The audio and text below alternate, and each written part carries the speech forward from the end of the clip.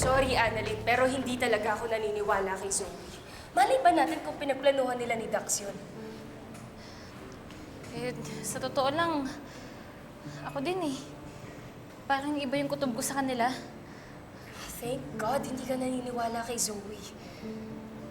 Justine, kapatid ko pa rin si Zoe. At pinagdadasal ko na sana nga mali ako.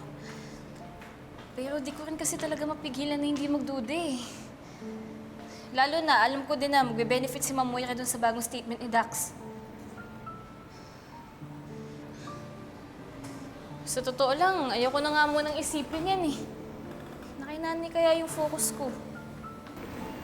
I totally understand you, Annalyn. Huwag ka mag-alala, akong bahala kay Zoe. Hindi ko siya tatantanan.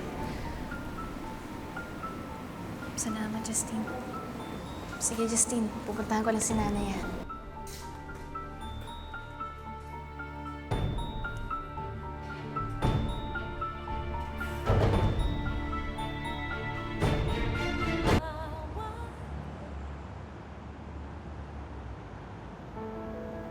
Sige, update me na lang sa result, sir. Thank you.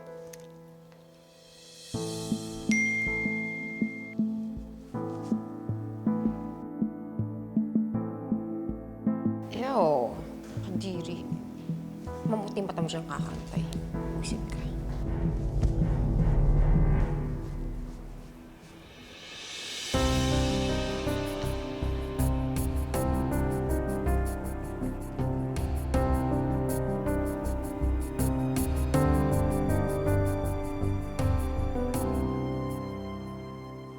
Dr. Tanyag, this is for you.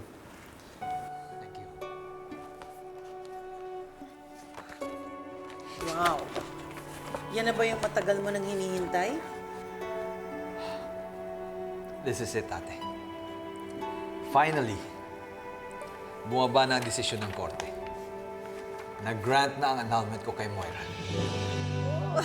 Finally, I'm free!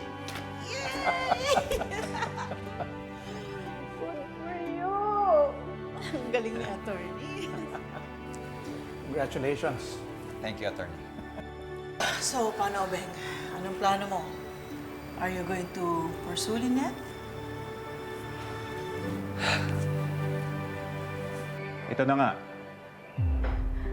Ano nga yun? Huwag mo nga akong binibitin.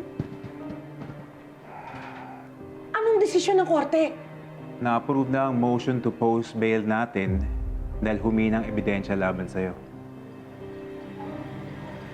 Moira, makakalaya ka na. Malaya na ako!